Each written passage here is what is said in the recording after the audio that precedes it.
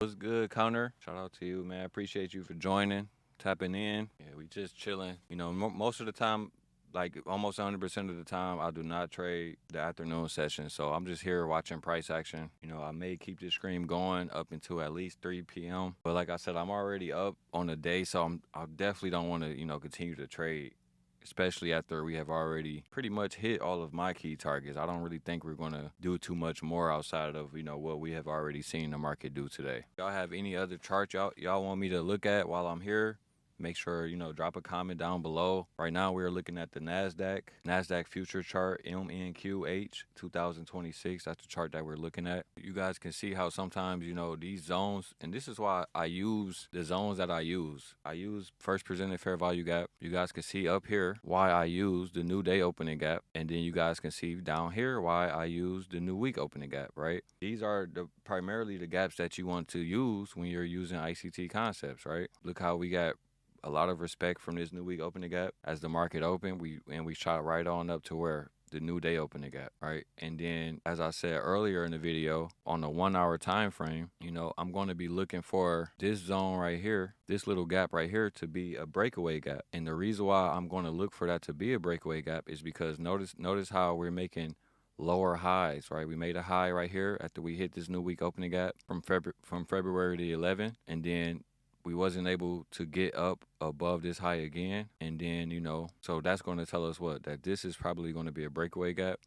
You see, we sold off from here. And that's the only reason why I'm even still looking at the market is because I'm wondering if we do, pick up some good action for the evening session, this little order block right here, I'm wondering if we want to get up there to this order block, right? I don't know if it's going to do all of that today. I think that it probably won't, but that's pretty much what I'm wondering, right? Because obviously we have some highs up here. That's going to be liquidity. And then, we have been respecting this weekly rejection block. If we go to the weekly time frame, right? If we go to this weekly time frame in here, you guys can see that I boxed up this weekly wick right here. I always tell you guys about the wick. I teach about the wicks pretty much in every one of my videos.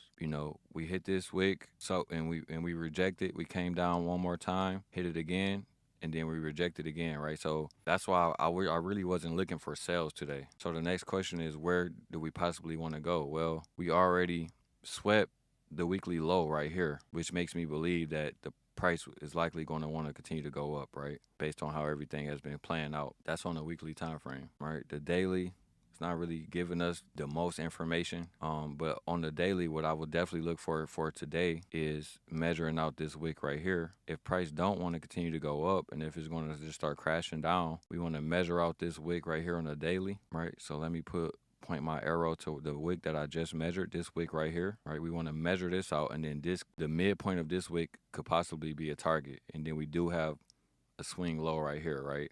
Maybe we don't get all the way down to the midpoint today, but it could possibly generate some liquidity for tomorrow or the coming weeks, right? So that's something that I'm going to be watching for right there. But like I said, I'm not really interested in trying to trade. I'm just pretty much hanging out with you guys just to see what's going to happen, right, for the PM session.